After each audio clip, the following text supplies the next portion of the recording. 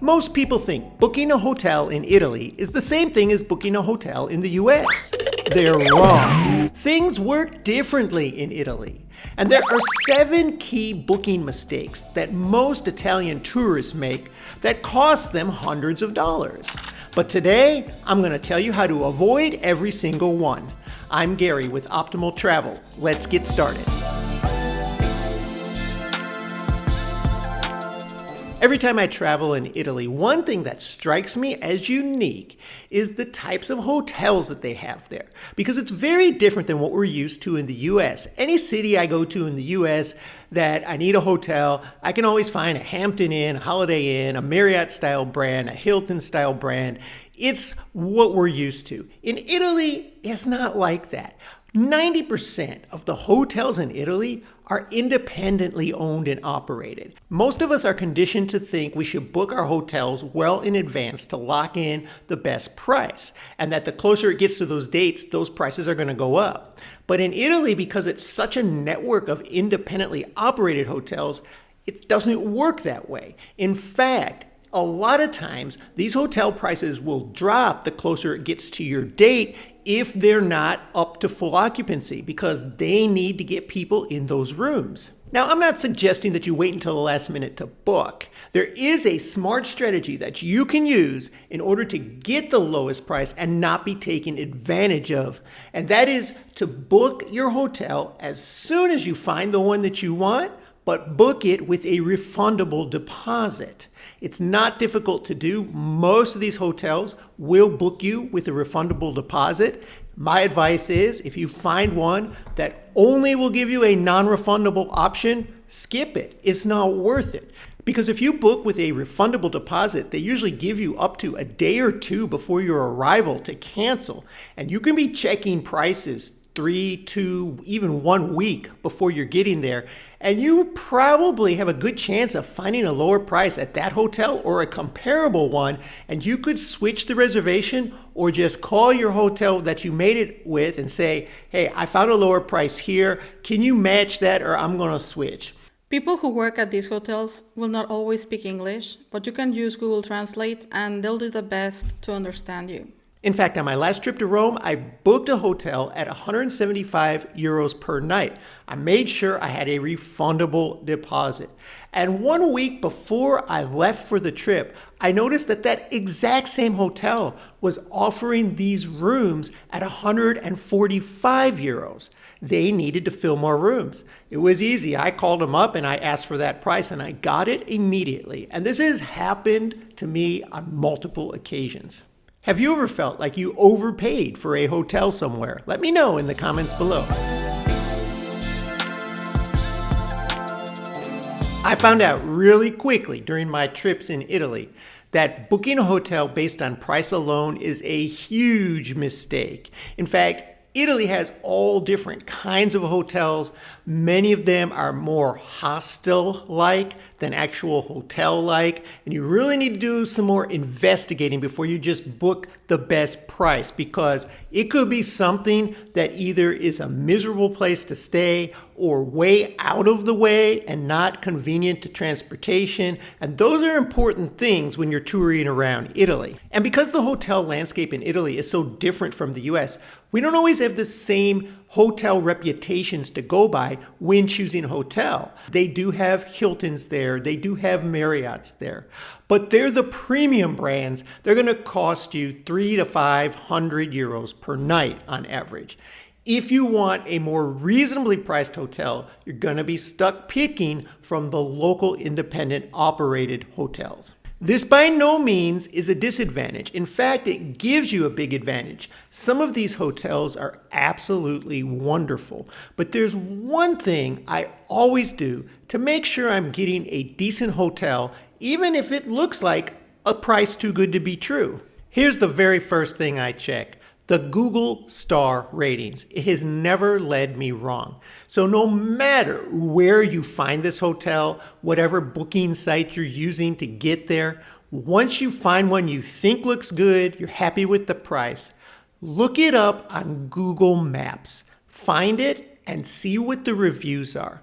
I will never book an independent hotel in Italy unless it has well more than 100 reviews and a star rating of 4 or better. Oftentimes, booking sites will give these hotels their own star rating, but I find them to be inaccurate. Your best bet is to look at people who've actually stayed there. Now, yes, you're always going to have some disgruntled people in there, but if you're looking over hundreds of reviews and you see the average rating is very high, that's a very good sign. And then while you're on Google Maps, you want to look around on the map and see where this hotel is. Is it near the metro? Is it near bus stops? Is it near the train station? If you're going to be traveling from city to city in Italy by train, you want to know these things. How far are you going to have to walk? You can plan this all out on Google Maps very easily ahead of time, and it can help you pick that hotel because location in Italy can be very important unless you're renting a car. But many of us don't because if we're visiting the big cities, we don't really need to. You don't have to worry too much about the hotel you book, except for location and other things, because you won't spend a lot of time in there. What is important is to make sure that they have a parking spot for you if you rent a car. If not, that could be a problem. And don't assume that your hotel will always have Wi-Fi and AC. While Wi-Fi is pretty much everywhere these days, some hotels still don't offer AC in Italy, and it's important to check that if that's something that you want to have. Next, I'm going to tell you a big mistake that could cost you 40 to 50% more. But first, I want to know if you typically read reviews before booking a hotel. Let me know in the comments below. This is something I learned the hard way. Years ago, I was meeting my friend up in Florence. I was taking a little side trip while I was in Italy, and we were going to see Florence together. And we booked the same hotel, and I found out that I paid 150 euros per night for that hotel, and he paid 80. And I found out that the way he got such a good deal was he called the hotel directly to book. I was just doing what I always do. I went on one of the sites like booking.com or priceline.com, or there's 100 of them. But all of these sites charge these independent hotel operators a huge commission. In fact, because a lot of the hotels in Italy are independent, that's their really only way to mass advertise. In fact, on one occasion, I booked a hotel in Rome through one of these third-party sites, and I paid a little over 100 euros for that hotel per night. And I was having a friendly conversation with the man at the front desk, and he happened to show me the paper from what this booking site paid him. They paid him 37 euros 50 cents. And that's why whenever you call these hotels directly, they're going to give you a good deal. And 99% of the time, it's going to be a better deal than the price you're seeing offered on these third-party booking sites. In fact, it can be considerably less. I've had cases where it's 40% less, even half that price. And whatever price you end up getting quoted, make sure you don't underestimate the extra fees.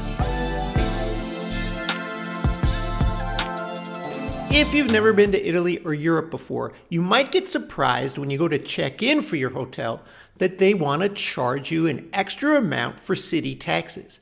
This is the norm everywhere in Italy. For a lot of us, this is unexpected because in the US, when you book a hotel online, it's inclusive of taxes and fees, and you're not expecting to get there and pay anything extra. In Italy, it's the standard. In 99% of the cases, the rate you're quoted does not include the city tax, and every city taxes guests of hotels. Now, this tax varies widely from city, but it can add up fast, so you just want to be prepared for it. In smaller towns, the tax might be 2 or 3 euros per person per night. In bigger cities, it's going to be more around 5 to 7 euros per person per night. In Venice right now, it can get up to 10 euros per person per night. On a typical trip to Italy, depending on your family size and what cities you're visiting, this can add an extra 100 to 200 euros to your total hotel cost. Now, some hotels will include the city tax in the price, but it's not common. And if you want to know this ahead of time, you can ask the hotel that. Most of the time, they're going to tell you, no, you pay that when you arrive. A lot of people that I talk to who've traveled in Italy tell me that they feel ripped off when they paid extra for the breakfast to be included in their hotel. This is quite common. Almost all hotels will give you this option. However, most of the breakfasts provided by these hotels tend to cater towards foreigners. So if you're looking for a true, authentic colazione or breakfast experience, then you might want to skip it and go to a local cafe or bar because that's where you're going to have breakfast like the locals do. Now in Italy, breakfast is typically quick and cheap. People will have a coffee, a croissant, maybe a sweet croissant. They also have savory ones. Sometimes they'll have some cheese or meat in there. So it's mostly panini or sandwich type of food or just pastries or sweets. And that's what Italians do typically. You can also skip breakfast altogether because once you're out of the hotel and going to the places you want to see, you will find all these food vendors with interesting options for you to try. And this next mistake, I still don't have a real solution to. Whenever I go to a hotel, I make the assumption that as soon as I get there, I can fill up a bucket of ice and I can have some ice cold drinks. I usually bring drinks with me so I have what I like. But in Italy, this isn't the case. Most hotels in Italy do not have ice. It's not a part of their culture. They just don't use ice the way we do in America.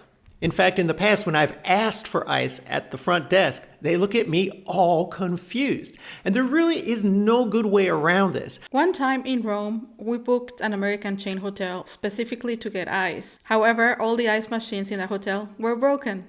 I have found 2 ice hacks that will work for you too on your next trip to Italy. One is you can always find ice at the American fast food chains. And most major Italian cities, even some smaller cities, will have a McDonald's at least. And then they'll have maybe a KFC or a Burger King.